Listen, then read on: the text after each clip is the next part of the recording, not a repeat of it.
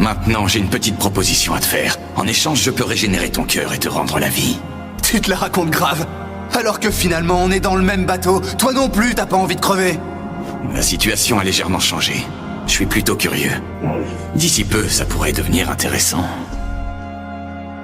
J'ai 2 conditions si tu veux que je t'aide. La première, c'est que quand je dirai les mots pacte éternel, tu devras me céder ton corps pendant 1 minute sans question.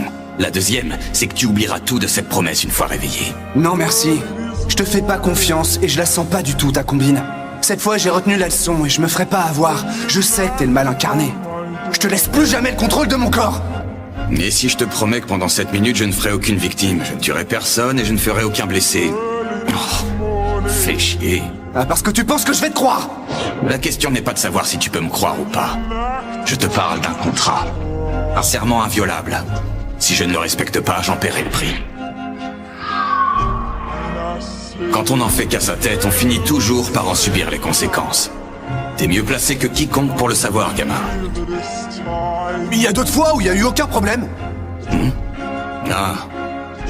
C'est parce que ça m'arrangeait de prendre le contrôle. Quant à toi, tu n'as fait qu'obéir bêtement à l'autre exorciste. Un pacte mutuellement bénéfique. C'est un des principes fondamentaux à l'origine de l'exorcisme. Bon, c'est d'accord. Tu peux te lever. J'accepte le marché.